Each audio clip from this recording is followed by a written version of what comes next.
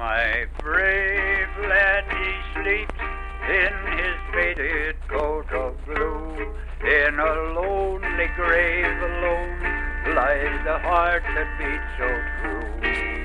They will find him and know him amongst the good and true, when a robe of white is given for that faded coat of blue. No more the view. Welcome to War of the Rebellion, Stories of the Civil War. I am your host, Leon, and this is a reading of the regimental history under the Maltese Cross, Antietam to Appomattox, the Loyal Uprising in Western Pennsylvania, 1861 to 1865, Campaign's 155th Pennsylvania Regiment, narrated by the rank and file. This is Episode 29, Chapter 14, Petersburg Campaign, Weldon Railroad, Part 2. The 62nd departs for home. On the night of the 3rd of July, 1864, the 62nd Pennsylvania Regiment, commanded by Brevet Brigadier General J. Bowman Sweeter, on account of the expiration of its 3-year service, took its departure from the front for its journey home to Pittsburgh. The night before, notwithstanding the picket firing and shelling and the bomb-proof places of refuge existing in front of Petersburg, special permission was given the officers and men of the 155th Regiment for display of goodwill and to bid farewell to General Sweetser and to the officers and men of the 62nd Regiment. The officers of General Sweetser's brigade and General Griffin, commander of the division, tendered General Sweetser the honor of a farewell banquet. If the humble fare of the commissary stores and the holding of the same amid the firing of the enemy will admit of being designated a banquet. On the menu, however, were commissary and hardtack in abundance. Colonel Pearson, who had rejoined and resumed the command of the regiment, Lieutenant Colonel Ewing, Major Klein, Captains Lawlin, Quartermaster Palmer, Kilgore, Allen, and Heisley, participated on the behalf of the 155th in these festivities. Among the guests also in attendance was Brevet Brigadier General Richard Coulter, colonel of the famous 11th Pennsylvania Volunteers. General Coulter, like General Sweeter, had been permitted by the authorities at Washington to command various bodies of troops in active service, performing for 2 years the duties of Brigadier General, but despite the repeated recommendations of Generals Meade and Grant for gallantry in action, he had been refused the well-earned commission. In General Sweetser's farewell remarks on the occasion, he congratulated General Griffin, the division commander, who was present on the transfer of the 155th Regiment to his division, stating that he had requested the War Department because of his special confidence in the gallantry and bravery of Colonel Pearson and Lieutenant Colonel Ewing, so long the commanders of the regiment in the active campaigns, that the 300 men of the 62nd Regiment, whose terms of service had not expired, be assigned to and distributed among the companies of the 155th Regiment. He also declared, turning to Colonel Pearson, that he felt no uneasiness as to the future of the 155th, after what he himself had witnessed of their storming and assaulting the enemy's works on the 18th of June, while serving in his, Sweetser's, brigade. The 62nd Regiment of Pennsylvania Volunteers left for home on the 3rd of July, after the banquet in their honor held on the night of July 2nd. Many of the 155th were permitted to accompany the officers and men of the 62nd some distance from their camp to exchange farewells and to send messages to relatives and friends in Pittsburgh and vicinity. The revised regimental roster in the appendix shows the names and ranks of the members of the 62nd Pennsylvania Volunteers, thus transferred to serve unexpired terms in the 155th. It is but due these officers and men, thus transferred, to record the fact that no worthier, braver, or more chivalric soldiers than they proved to be, while serving in the 155th, ever faced an enemy. Avery Mansion, Corps Headquarters. Through the close proximity of all the officers and men to the Corps General and staff, His orders are given immediate attention and distributed to the division and brigade commanders of the corps without delay. The right arm of the corps general, at his headquarters, is called the Assistant Adjutant General of the Corps, with the rank of colonel. He is furnished 2 assistants with the rank of captain, and also a number of enlisted men, detailed to assist in copying orders and preserving records, and tabulating morning reports and other routine work. It is through the Adjutant General of the Corps that all executive work and details of the Corps, as planned and directed by the Corps Commander, are shaped and formulated for action and communication to all subordinate division commanders. Really, though usually but little seen or known to the public, the Corps Adjutant General is a most responsible officer, his office demanding constant energy in the discharge of the duties in active campaigning. The 5th Corps was most fortunate in having, during the 3 years' service of the 155th Regiment in the field, the duties of Assistant Adjutant General performed by Colonel Fred T. Locke of New York, who was wounded in action several times and on special recommendation of General Meade was brevetted Brigadier General for gallantry and meritorious services in the field. The location of Corps headquarters in the early days of the siege of Petersburg in the Avery mansion was a source of no little concern to the large colony to be described below as comprising the headquarters. The shelling by the enemy, the Union mortar firing and Confederate replies, made the locality and building most undesirable, especially at night when coveting tired nature's sweet restorer. General Warren and his personal staff preferred the beautiful lawn and erected their tents on that ground. This left the stately mansion for the United States military telegraph operators, the Signal Corps, and other departments. The upper stories were reserved for sleeping apartments, the accommodations being limited to sleeping on uncarpeted floors. During the first days of the siege, both armies were hard at work strengthening positions and extending their defenses, working at night as well as all day in regular relief working parties. During the first days of the siege, both armies were hard at work strengthening positions and extending their defenses, working at night as well as all day in regular relief working parties.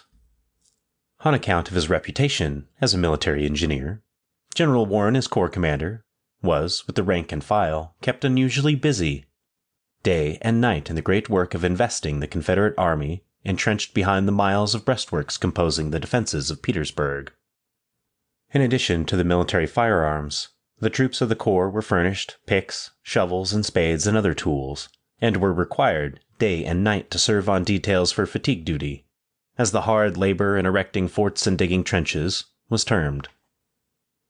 This work of the troops was done under frequent fire of the enemy, and the mechanical implements of the soldier laborer had frequently to be dropped for the gun and its deadly sharpshooting. General Warren, in directing and superintending with engineers this construction of siege operations, usually located corps headquarters close to the front, and in the vicinity of the siege works being constructed.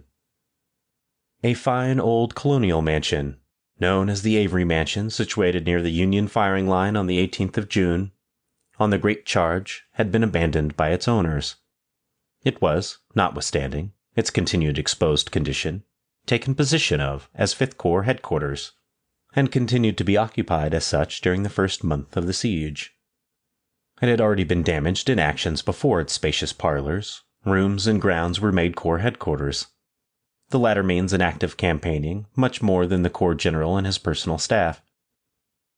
Headquarters comprises, in addition, a large retinue of commissioned officers, such as corps quartermaster, corps commissary, corps provost guard, corps medical director, a company of sharpshooters, a company of cavalry escorts, a number of mounted and unmounted orderlies, soldier clerks, United States military telegraph operators, United States Signal Corps, United States mail clerks, wagoners, teamsters, and colored cooks and servants, in all forming a colony of from 300 to 400 people, together with horses, mules, etc., all camped close together at the end of each night march or in winter quarters.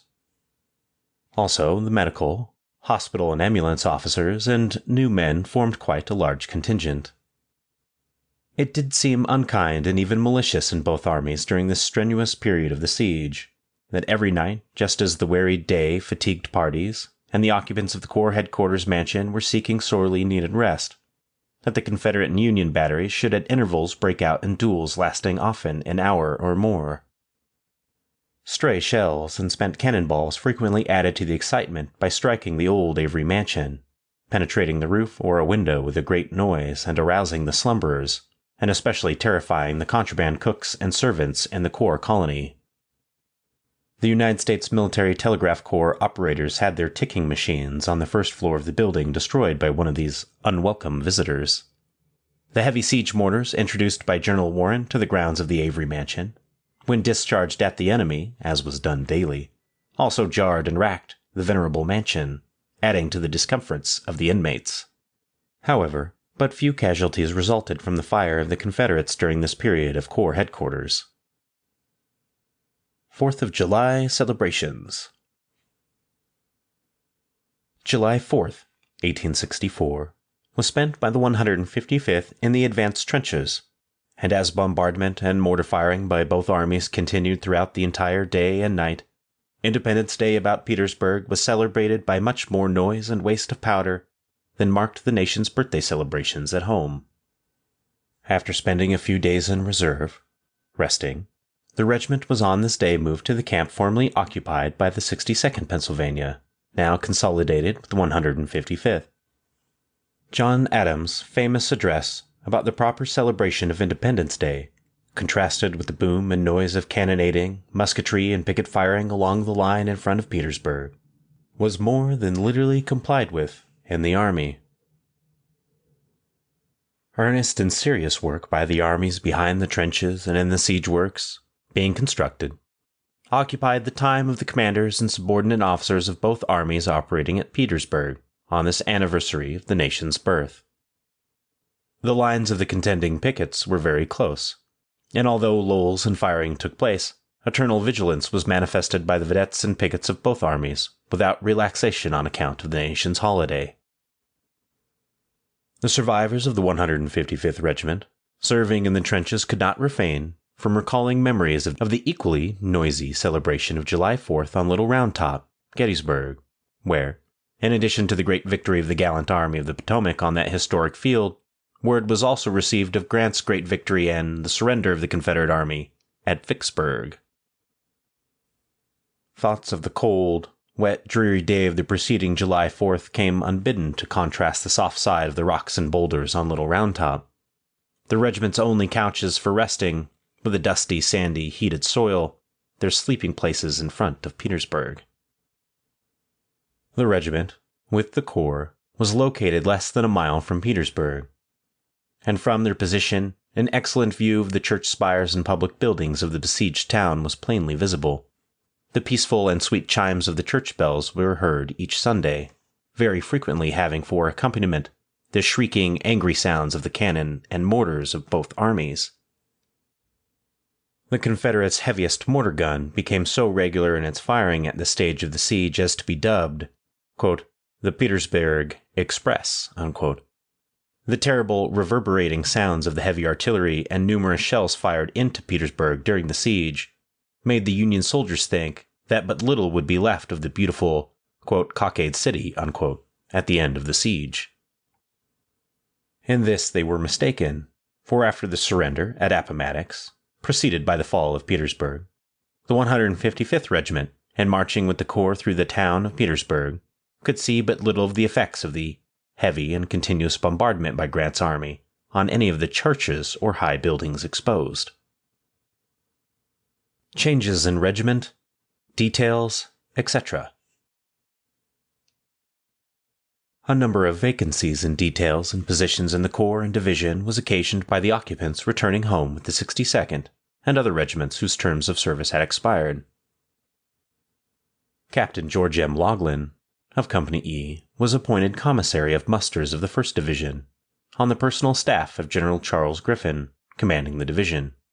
It was a promotion and distinction for the regiment, which occasioned great joy to all except the members of his own company, who, whilst appreciating the honor, deeply regretted the severance of the affectionate ties which had won their love and esteem.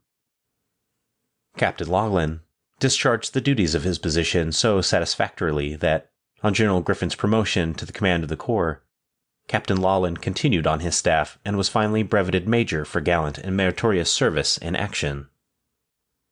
A special order was received on July 10th from General G.K. Warren commanding the corps, ordering Private Charles F. McKenna of Company E to report at once for special duty with Colonel Fred T. Locke, Assistant Adjutant General of the Fifth Corps. Private McKenna left the trenches to obey this order and served at Corps headquarters under Generals Warren and Griffin until the war ended, being present at Five Forks and at Appomattox on duty with Colonel Locke, Adjutant General.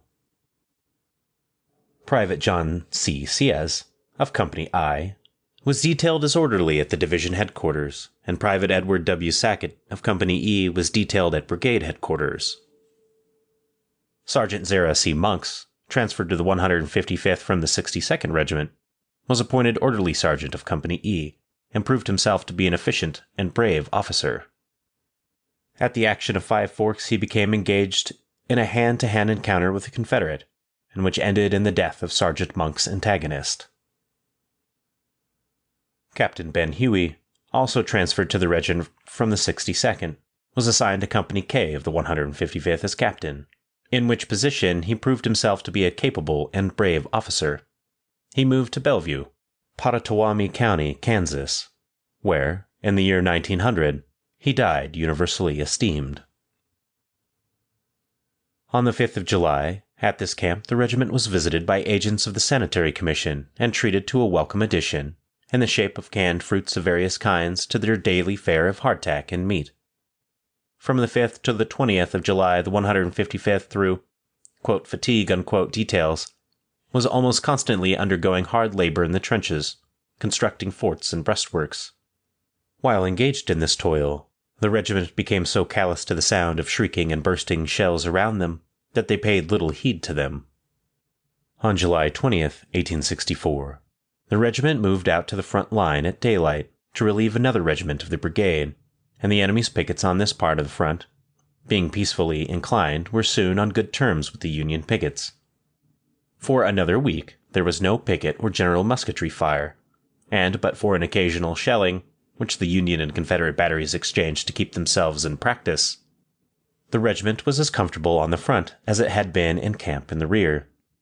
The picket lines in front of the regiment were not over 100 yards apart, and indeed in many places closer.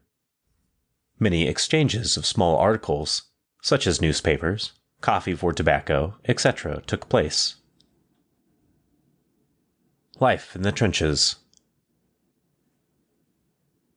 July 28th. After dark, the regiment moved a mile to the right, to a much less comfortable position, being within range of the enemy's heaviest artillery, where the breastworks were so poor as to afford little or no protection. On the morning of the 29th, at early dawn, the 155th, with many other regiments, were put to work cutting and carrying timbers to build up and strengthen the breastworks.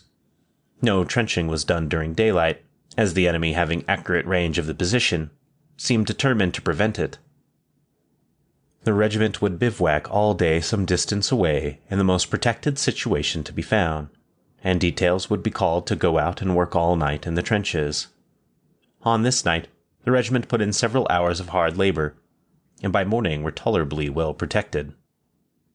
The shoveling was continued during the night of the 30th. The works were as well constructed as any along the line. The picket posts along in front of this portion of the breastworks were holes in the ground large enough to contain 2 men. The earth from the holes was banked up on the side next the enemy with narrow embrasures therein large enough to allow the men to look and shoot through. These exposed picket posts on both sides afforded fine opportunities for target practice, as when firing was going on, the occupants were continually on the watch for a head or an arm to protrude above the pit. Frequently, to test the accuracy of the fire, a Union or a Confederate soldier would place an empty fruit can upon the little breastwork, and in a moment the can would topple over perforated by a Minnie-ball. Inside the hole next the bank of earth a few sticks or boards were placed, forming a platform, or a banquet, to kneel upon while firing.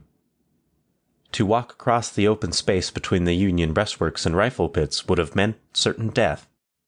Therefore, communication with the picket lines was had through trenches, and, quote, covered ways, unquote. These trenches would commence at the main line and run out in a zigzagging direction to the picket post, the earth being always banked up on the side next to the enemy to conceal the movement, constituted a covered way. Sometimes, the trenches ran straight out perpendicular to the enemy's line, so that bombshells from the enemy's mortar plants could be dropped into them. In such cases, timbers or planks with a thick covering of earth formed a roof over the same. These trenches had, quote, covered ways, unquote, were frequently deep and large enough to allow ammunition and supply wagons to be driven through them concealed from the enemy.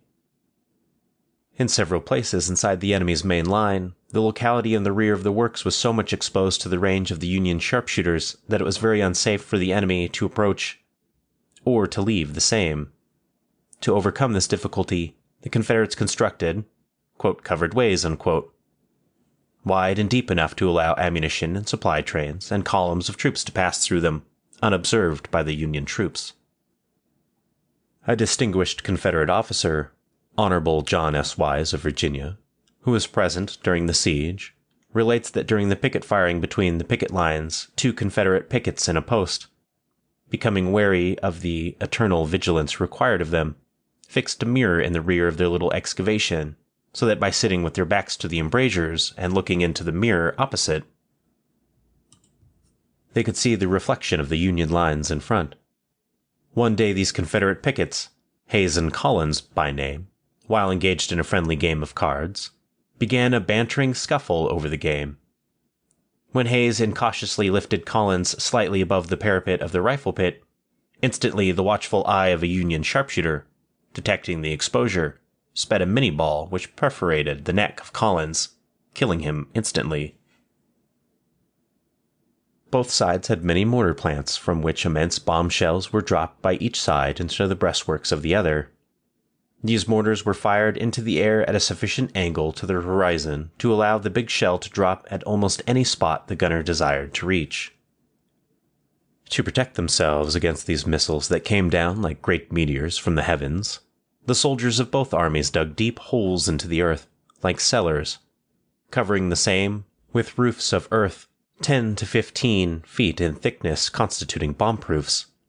These mortar shells, however, were not very dangerous, as they generally struck and buried themselves in the ground before exploding, and beyond covering the bystanders with earth, did little damage.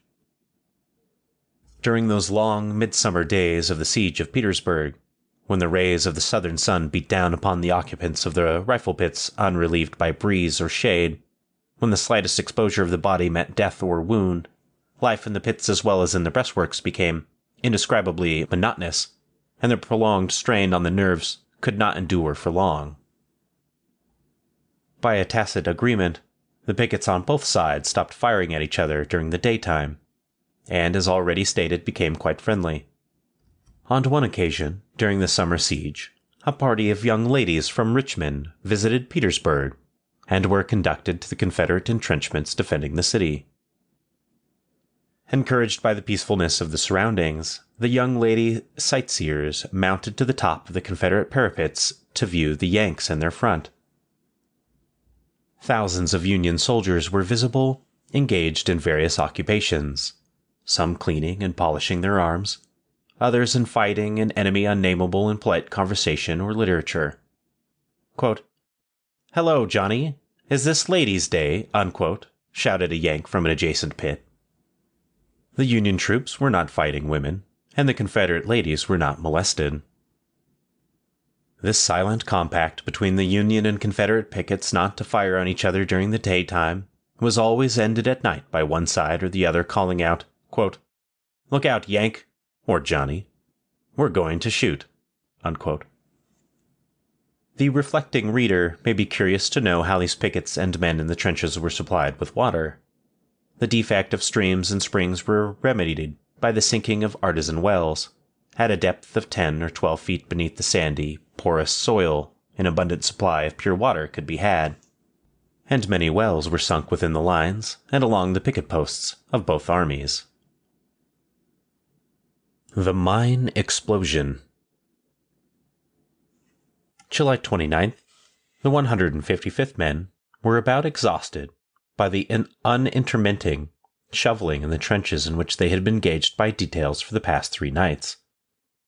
In the evening of this day, orders were read that at sunrise next morning a mine would be exploded under a fort a short distance to the right of the position occupied by the regiment, and that firing upon the enemy would be commenced all along the line. The idea of this mine was originated by Lieutenant Colonel Henry Pleasance of the 48th Pennsylvania, who as a mining engineer was familiar with mining operations in the Schuylkill counties mining districts of Pennsylvania. To the 48th Pennsylvania, composed largely of miners, was entrusted the construction of the mine. The work of excavation was commenced on the 25th of June and completed on the 26th of July. The utmost precautions were taken to prevent knowledge of the operation from reaching the enemy. The doomed fort was a little more than a mile from Petersburg, directly in front of the 9th Corps, at a very familiar location to the 155th, as being the very point on which the regiment had made its brilliant charge on the previous 18th of June. The excavation was commenced on the side of a ravine, surmounted by an earthwork on the Union line, and the distance to be mined to reach the Confederate fort was about 500 feet. As the excavation progressed, the earth from the mine was thrown on the works to prevent the accumulation of heaps, which might cause suspicion and give rise to inquiry. When the mining operation was completed under the fort, the excavation was within 20 feet of the surface, and the nailing of planks and timbers in the enemy's fort overhead could be distinctly heard by the miners. Chambers for explosives were carefully constructed in the mine, and the whole charged with 320 kegs of powder, amounting to 4 tons. A fuse spliced in many places to make it of proper length was carefully laid, and the mine was ready to be sprung. While the excavation was progressing, all intercourse between the opposing pickets was strictly prohibited, and a constant skirmish fire was kept up in front of the 9th Corps, while to the right and the left of the line the pickets were on amicable terms. Notwithstanding all the precautions as to secrecy taken by the Union officers, the enemy was not unaware that some such operation was being prosecuted. The artillerymen in the enemy's fort, lying with their ears to the ground, could distinctly hear the work going on beneath them.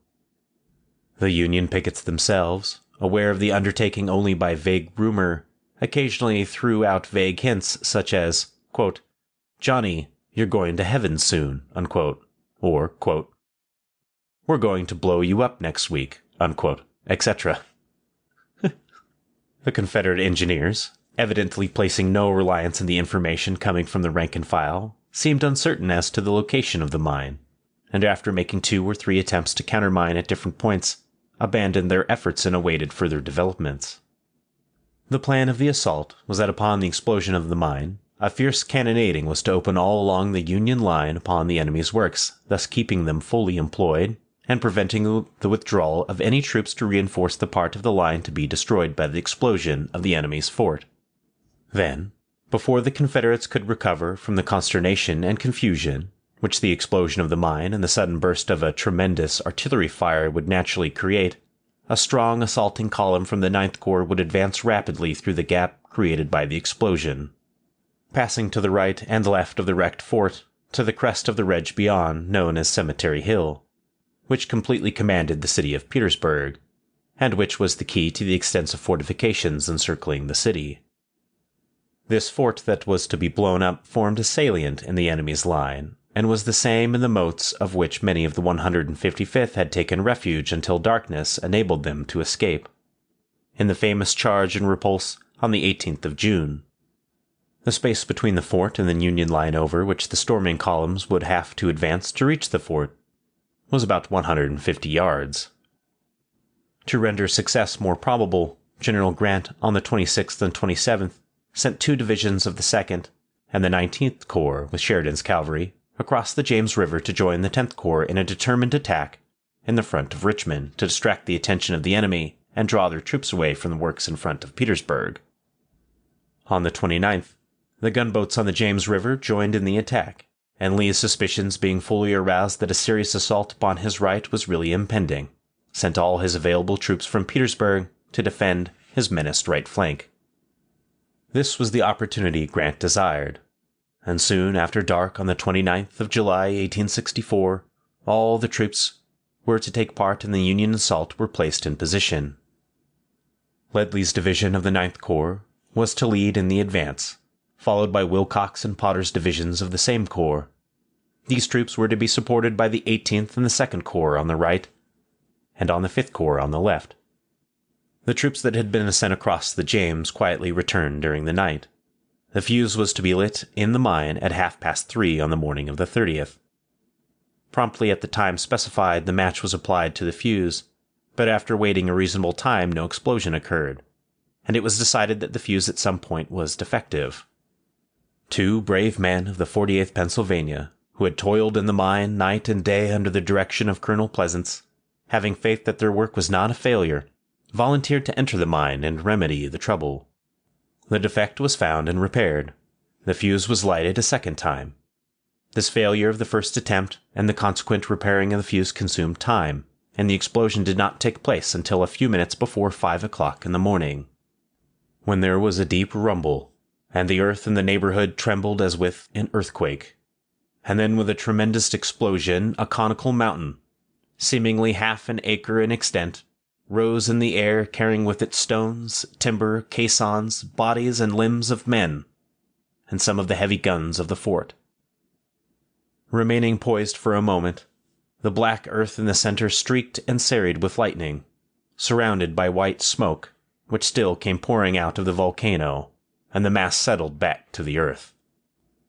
Of the 200 Confederates in the fort, many still asleep, none escaped. For a moment the deepest silence prevailed. Then, as if old chaos and all the thunderbolts of heaven were being hurled into the living Golgotha, 100 heavy siege guns and 70,000 muskets from the Union works, in compliance with the previous orders, opened fire upon the enemy's line. The Confederate troops in the works for nearly a quarter of a mile on both sides of the exploded fort left their positions, fleeing in terror from the wholly unexpected sight to so much resembling the Day of Judgment.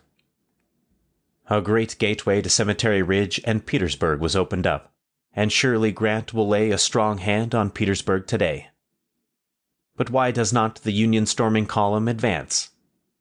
Finally, after a waste of much precious time, Ledley's division of Burnside's corps slowly advances, hesitates, halts, finally advances again as far as the crater, and again halts, blocking the way for the other divisions of the 9th Corps. An hour passes. Where is Burnside, the commander of the corps? Why does not Ledley advance to the crest? Generals Grant and Meade were both at the scene of the action. To General Meade's peremptory order to Burnside to advance, the latter replied that there were difficulties. What were the difficulties? He could not specify any.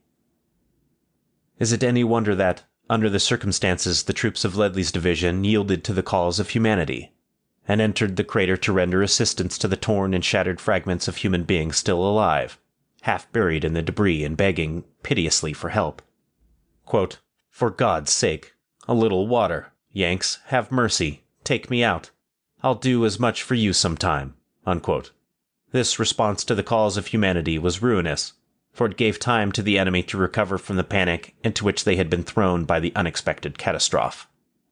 Quote, "But," says this distinguished Confederate author, Honorable John S. Weiss, "if Burnside was deficient on the aggressive, the Confederate officer in command of the division defending the position was a Rowland for his Oliver. Bushrod Johnson held the rank of Major General.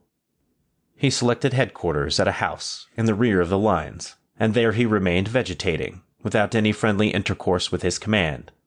When General Lee, some hours after the mine had been exploded, reached General Johnson's headquarters, Johnson knew no details of the disaster, or of the dispositions made to repair it, although it was his own division that was involved, and the enemy over the hill was not 400 yards distant.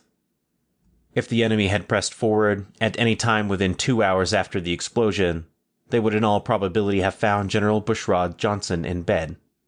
When General Lee arrived about 8 o'clock, he found him actually ignorant of the peril."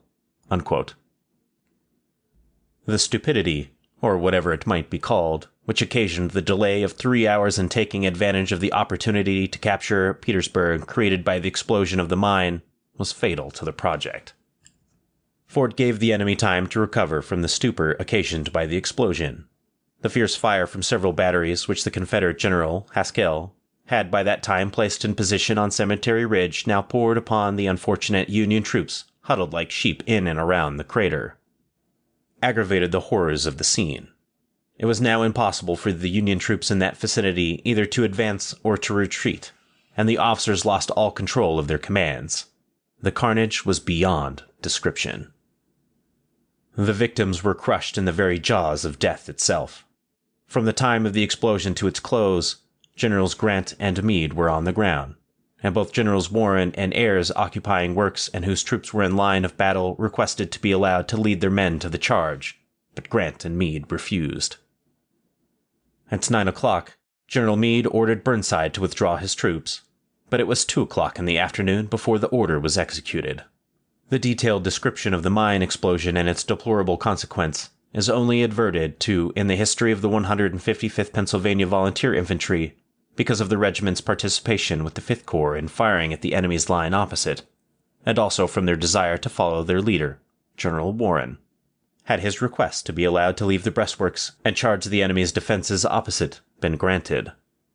The 155th maintained its position without change amid the bomb-proofs until the 18th of August, undergoing daily inspection and house cleaning to keep and promote proper sanitary conditions in its cramped quarters, varying this daily routine with the use of the shovel and the pick. The mortar plants on both sides went through their daily and nightly performances, keeping the men in the trenches dodging to avoid the following aerolites. During this period, there was much good-natured badgering indulged in between the foes. Quote, Grant's Petersburg Express, unquote, sent a great many iron messages into Petersburg, especially the lower part of the city, in the neighborhood of the railroad bridge over the Appomattox. Life in the trenches at this time was very monotonous and unpleasant, the heat and flies preventing sleep in the daytime, and digging in the trenches at night allowing no time for it. Capture of Weldon Railroad. On the 18th of August, the 155th and 5th Corps, being relieved in the trenches by other troops, marched out and started on another flanking movement to the left. In referring to movements to the left, the reader will understand the left flank, or the end of the Army of the Potomac, and the right flank, or the end of Lee's army, is meant. The 155th and Griffin's division being in advance, being preceded by a brigade of cavalry, marched in the direction of the Weldon Railroad, and between 7 and 8 o'clock in the morning struck the railroad at 6 Mile Station. The 155th and Griffin's division at once began tearing up the track, while the other divisions under Ayres, Crawford, and Cutler marched up the track towards Petersburg, driving the enemy's skirmishers before them until the Union troops were within 2 1/2 miles of the city. At this point, the Confederates of Hill's Corps, under Heath and Mahone, were encountered double-quicking down the railroad from Petersburg. The two divisions under Ayres and Crawford formed in line of battle at right angles to the railroad in the open fields, Ayres being on the left of the railroad and Crawford on the right. About 2 p.m., the enemy emerged from the woods immediately in front and made one of their usual impetuous charges upon the Union line, forcing it a half-mile down the road to the Yellow or Globe Tavern. But the 4th Division, under Cutler, advancing rapidly to the sport of Ayres and Crawford, flanked the enemy's line on the left. This turned the tide of the battle, and the enemy was repulsed. The Union forces now began throwing up earthworks, and by daybreak on the 19th were strongly entrenched. The rain fell in torrents during the night, and the enemy, fearing an advance of the Union forces, kept up a vigorous shelling the entire night, making the work of the entrenching very arduous and dangerous. It was not considered probable that General Lee would consent to give up one of his most important railway lines of communication without a determined effort to retake it. Steps were immediately taken by Grant to reinforce the 5th Corps under Warren, and connect the earthworks just constructed with the Union main line on the right. The 9th Corps, having arrived in the vicinity on the morning of the 19th, and connection having been made with the 5th Corps on the right, the whole line preceded by a heavy line of skirmishers advanced slowly in the direction of Petersburg, throwing up entrenchments as they advanced. No opposition was felt until about 10 o'clock, when the enemy was encountered in force, and the 155th and the 5th Corps, under Warren, prepared for a fierce resistance. About 4 o'clock in the afternoon, in the midst of a heavy downpour of rain, the enemy under Heath, yelling like demons, made a furious dash upon the 155th and Griffin's division, capturing the advanced picket line and the strongly entrenched skirmish line, driving the pickets and skirmishers back upon the main line. Here, however, the Confederates received a bloody repulse, not without, however, having inflicted a heavy loss upon the brigade of United States regulars under General Joseph Hayes, who was among the wounded and captured. The 5th Corps under Warren maintained its line without change of position during the 20th, amid severe cannonading but no general fighting. On the 21st, however, the enemy renewed the attack on the Union lines, driving in the skirmishers and advancing again and again to the charge, but always receiving bloody repulses. On the 23rd, reconnoitering parties were sent out, and the enemy was discovered busily engaged in entrenching about 3 miles from Petersburg. The Corps headquarters of General Warren was then established at the Yellow Globe Tavern. A strong skirmish line was established by the 155th and other regiments, and the troops went to work industriously with the spade, in the use of which they were becoming adepts. During this fierce contest for the possession of the Weldon Railroad, it was supposed that the enemy's heaviest attack would be made on the left of the Union line occupied by Griffin's division, in an endeavor to flank the 5th Corps and drive it off the railroad. The 2nd Brigade, with the 155th Pennsylvania, formed the left of Griffin's division, it was supposed, would receive the brunt of the assault. But the enemy, in charging on Griffin's division, on account of some obstruction in the way, always obliqued to the right, thus shifting the force of its attack upon the right of Griffin's division and upon the other divisions of the 5th Corps. For this reason, the losses of the 155th were much lighter than they might have been had the Confederate columns reached the Union line at the points aimed at when their advance commenced. Chapter 15. Hatcher's Run, Weldon Railroad Raid, is what we will finish next week. I know this is actually a longer episode, right? It's going to be a pretty long episode altogether after I get done talking to my notes and giving you guys some updates. So let's get started and get right into it. Alrighty. So we first start off with the 300 men from the 62nd being folded into the 155th. And is that a good idea? Because how many suicidal charges does it seem that the 155th keeps getting involved in? I would like to make a note that in this regimental history, these guys get folded into this regiment, and then a paragraph later they're praised for how great soldiers they are, which must seek, pretty high quality to how they performed when they joined the unit. I think what I really enjoyed was the description of the 5th Corps headquarters that they called the Avery House. Well, in looking up the Avery House, I was able to find a website from the Petersburg I'm going to link to it because it's got lots of interesting things, including, well, let me just read this to you guys and then we'll just catch up to it, all right?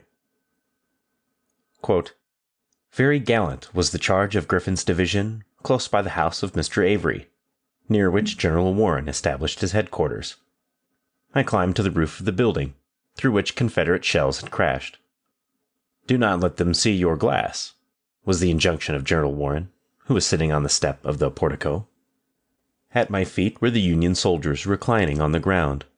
Eastward, screened from the Confederates by woods, were the wagons of the 5th Corps. Westward, across the storm-swept plain, were the Confederate entrenchments, bristling with cannon, and battle flags waving above them. Beyond were the spires of the city and the winding Appomattox. By Charles Carleton Coffin, Redeeming the Republic." Page 333, 334. Now, this is just a small part of a large post about the Avery House on the petersburgproject.org. I'm going to link to it.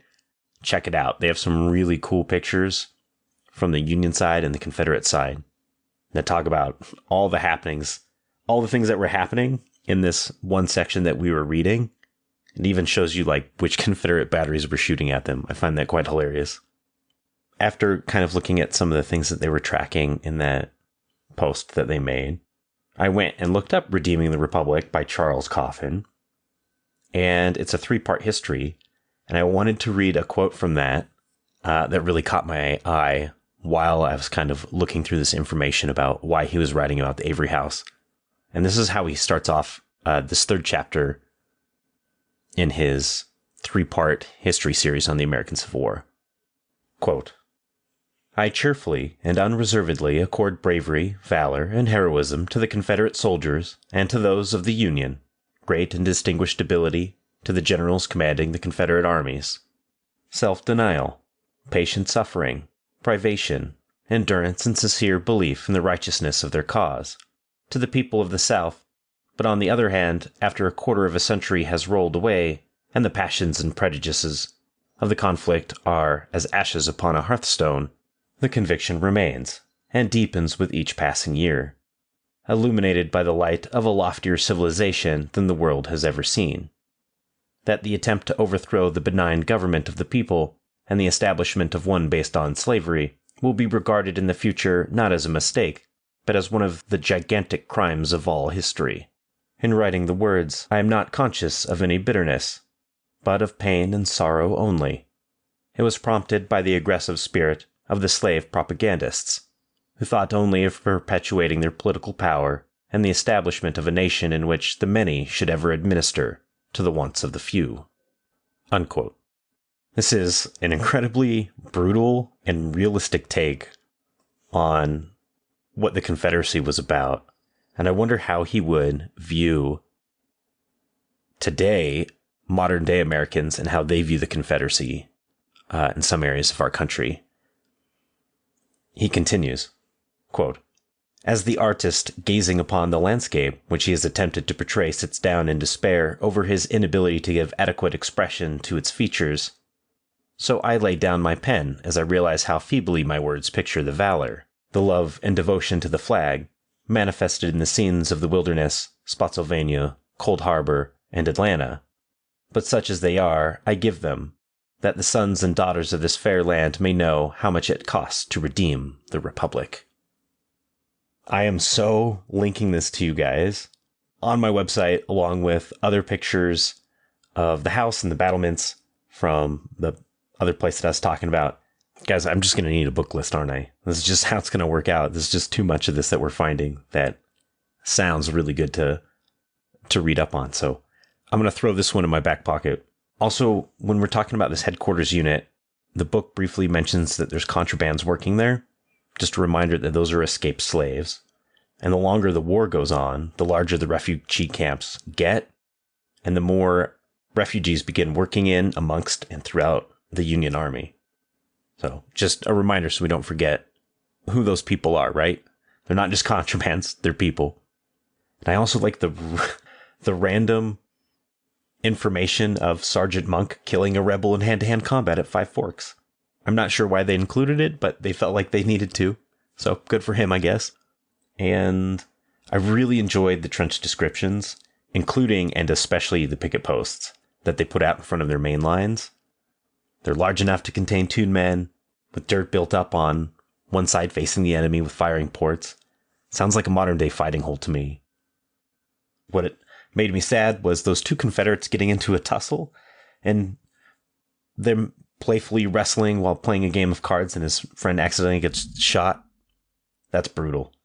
But both sides, gosh, very brutal. But both sides having underground roads to transport wagons and troops in like covered ways. That's really cool. And I would like to see like a rebuilt version of that, hopefully. Maybe they have one somewhere, but I'd like to see that. The Confederate ladies coming from Richmond, and the Union picket soldier asking the Confederates if it was Ladies' Day. The insults flying fast, including leading up to the Battle of the Crater. Johnny, you're going to heaven soon? Oh my goodness. That's mean. And we're going to blow you up next week. Like, oh man, there's a reason why military intelligence is a thing now. Oh boy. All right. That Confederate historian that called both generals Roland for an Oliver is an exchange, especially in battle, in which that which is given is equal in measure and might to that which is received. Named for the two legendary medieval knights, Roland and Officer, who fought for the Emperor Charlemagne. Their feats and powers were equally matched. They were considered to be equal measures of military prowess. I'm telling you, these riders' ability to throw solid burns. They didn't even have burn centers back then. These guys were just throwing shade wonderfully. That is a beautiful insult. So, all right. And what else am I looking at? Okay, the actual Battle of the Crater. Now, so much has been talked about it, written about it. I'm going to put some videos. One is the YouTube video of the Battle of the Crater for the movie Cold Mountain. Because if a movie adaptation exists of it and it looks good, I'm going to be like, look at it. It is graphic, though. Be aware of that. Is a graphic video. The second is a video of the battle from Battlefield Trust, which is about 6 minutes long as well. And this whole battle, there's so many things that went wrong and why they went wrong. But I'm also going to include a video of from the Petersburg project as well. That's on Civil War combat trenching, which talks about kind of some of the things that they did. So, oh my goodness, what a long episode. I didn't mean for it to go this long, but it just kind of happened. So here you go. If you like my podcast, by all means, give me some reviews, leave some stars, whatever you like. I really do appreciate it. It helps my channel grow. If you have any questions, if you want to check out the content, go to rebellionstories.com. You can also go to contact me at the bottom of the page. You can shoot me an email. I check it once a week. I'm not an email checker, sorry. And I will be doing extra Patreon stuff next week, which will also be free for all listeners. And then after that, it'll just be for just Patreons. I've got some really cool stuff lined up. I also have a new intro and outro song, hopefully coming soon. I hope you guys like it. I know I'm hoping it works out, because if it works out and it sounds really great, it's going to be nice. Being done with that, I'm going to move on to some other things I want to talk about. I felt really blessed to be able to go to a Grand Army of the Republic memorial service on Memorial Day. It was really special. We were able to focus on some USCT troops that were buried here at my local GAR cemetery, which was very nice, and their histories that they went through. That's it. Oh my goodness, I'm so tired. I'll be looking at also trying to put some poetry up on the War of the Rebellion YouTube channel. So don't expect it, but it's coming at some point. Oh my goodness. Oh, don't forget to give me some reviews, give me some stars, whatever it is on whatever app you're using or you're listening to me on. It really helps a lot and helps grow the channel.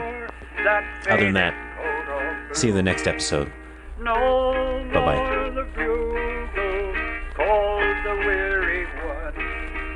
Rest, noble spirit, in thy grave alone. They will find you and know you amongst the good and true. When a robe of white is given for that faded coat of blue. He cried, give me water and just one little crumb, and my mother, she will bless you through all the years to come. Go tell my sweet sister, so gentle, good and true, that I'll meet her up in heaven in my faded coat of blue. No more the bugle calls the weary one. Rest, noble spirit, in thy grave alone. They will find you and know you amongst the good and true. When a robe of white is given for that faded